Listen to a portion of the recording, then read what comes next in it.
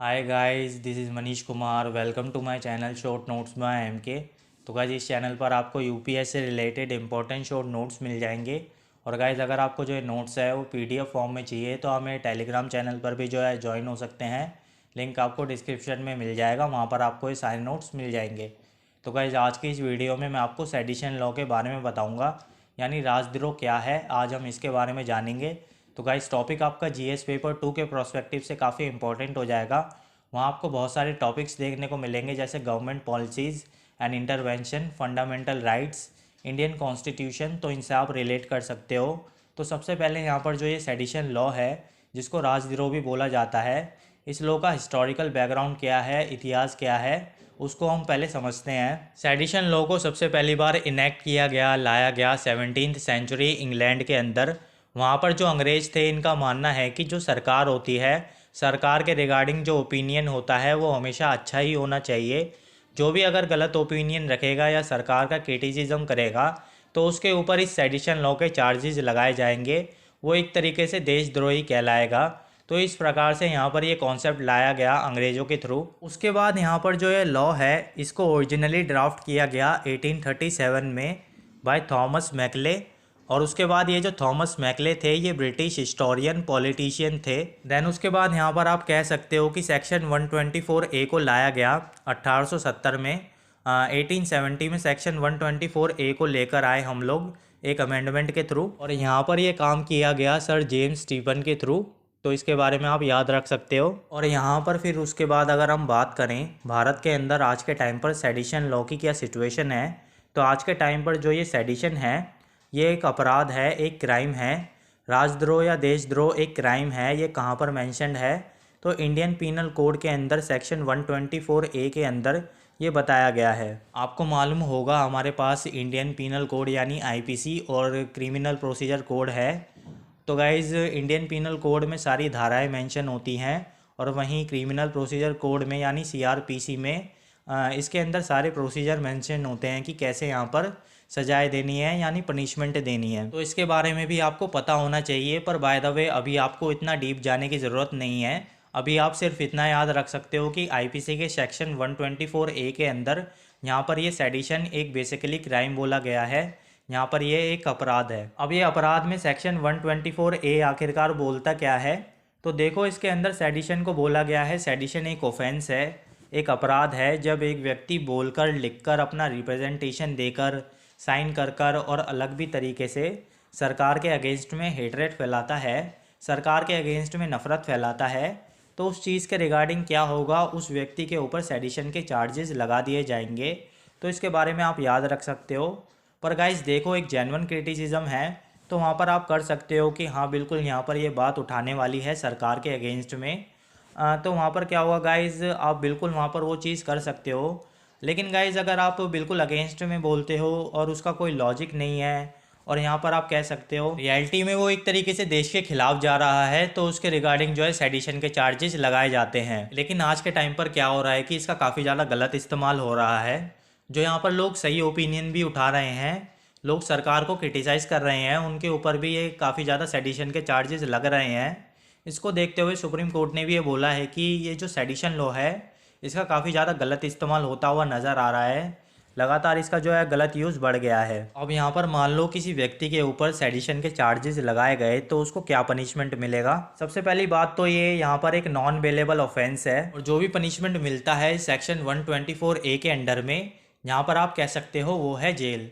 Jail होगी लगभग 3 साल की, या 3 साल से बढ़ाकर उसको ज़िंदगी भर की यानी उम्र कैद की भी जो है बनाया जा सकता है। और उसके बाद यहाँ पर फ़ाइन भी ऐड किया जा सकता है।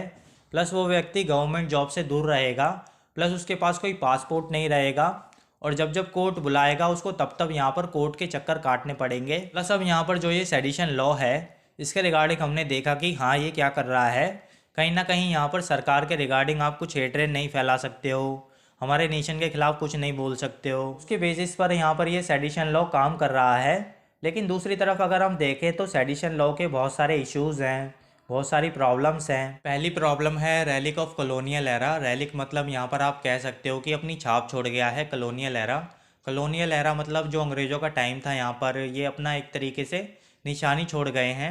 जिसको हम लोग आगे लेकर चल रहे हैं। अब यहाँ पर क्या हुआ, पहले ब्रिटिश यहाँ पर इस सेडिशन लॉ का इस्तेमाल करते थे और ब्रिटिशर्स ही इसको लेकर आए और आज के टाइम पर इसको हम लोग यूज़ करते हैं। और हमने ये देखा कि जो हमारे फ्रीडम मूवमेंट्स चल रहे थे और उस समय पर जो हमारे बहुत सारे फ्रीडम फाइटर्स थे, जैसे लोकमान्य तिलक जी हो गए, महात्मा गांधी जी, जवाहरलाल नेहरू जी, भगत सिंह जी, यहाँ पर ये सभी लोग हो गए, इनको यहाँ पर कॉन्विक्ट किया गया था। इनके ऊपर ये सेडिशन के चार्जेस लगाए गए थे ब्रिटिश रूल के अंडर में, क्योंकि ये लोग यहाँ पर कहीं ना कहीं फ्रीडम मूवमेंट की तरफ बढ़ रहे थे। तो आप कह सकते हो वही जो रूल्स हैं, वही जो यहाँ पर कॉलोनियल एराज के टाइम पर लॉज हुआ करते थे, इन्हीं को लेकर हम लोग आगे चल रहे हैं। तो यहाँ पर ये सबसे बड़ी बात है कि अभी इसको लेकर इसके अंदर चेंज होना चाहिए।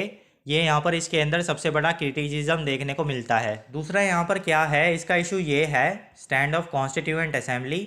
हमारी कॉन्स्टिट्यूएंट असेंबली क्या बोलती है, हमारी असेंबली ये बोलती है कि देखो, लोगों के पास आज के टाइम पर बहुत सारे फंडामेंटल राइट्स हैं। आप हो, मैं हूँ, हमारे पास बहुत सारे फंडामेंटल राइट्स हैं। फंडामेंटल राइट्स जैसे कि फ्रीडम ऑफ स्पीच है, फ्रीडम ऑफ एक्सप्रेशन है, हम लोग खुलकर बोल सकते हैं, अपनी बात को रख सकते हैं, एक्सप्रेस कर सकते हैं अपने आप को। अब यहाँ पर गवर्नमेंट के खिलाफ क्या जेन्युइन क्रिटिसिज्म भी नहीं होगा, क्योंकि हम लोग देखते हैं बहुत सारे क्रिटिसिज्म काफ़ी अच्छे होते हैं, क्योंकि उसके रिगार्डिंग सामने वाला बंदा स्टेप उठा सकता है, अपने अंदर सुधार कर सकता है। तो यहाँ पर ये बताया गया बहुत सारे क्रिटिसिज्म काफ़ी अच्छे होते हैं, लेकिन यहाँ पर क्या होता है कि एक तरीके से आप कोई भी क्रिटिसिज्म नहीं कर सकते इस सेडिशन की वजह से, क्योंकि अगर आपने किया भी तो उसकी वजह से आपको यहाँ पर सेडिशन के चार्जेस फेस करने पड़ेंगे। उसके बाद क्या हुआ, यहाँ पर तीसरा इशू सबसे बड़ा ये है, सुप्रीम कोर्ट का एक जजमेंट आया था 1962 के अंदर, Kedarnath Singh versus state of Bihar case हुआ था 1962 में। यहाँ पर सुप्रीम कोर्ट ने बोला था भाई यहाँ पर क्या होगा, जो सेडिशन के चार्जेस हैं आपको इसको लिमिटेडली यूज़ करना पड़ेगा।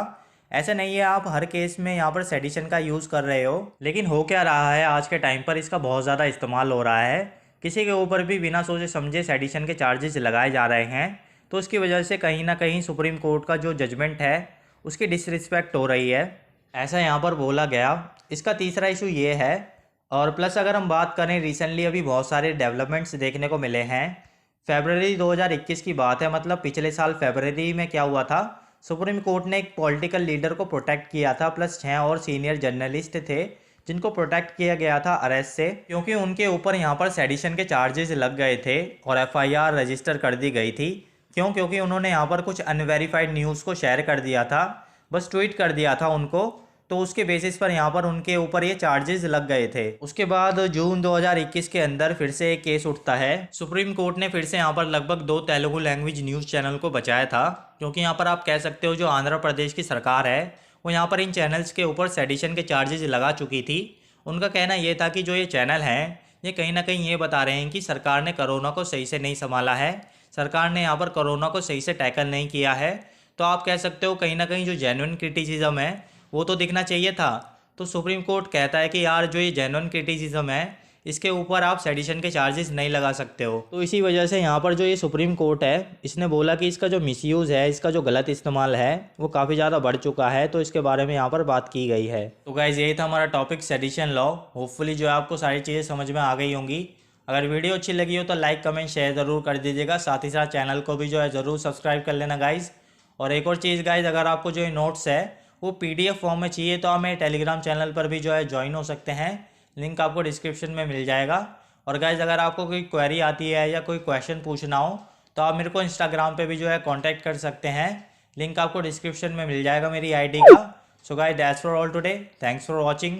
जय हिंद, जय भारत।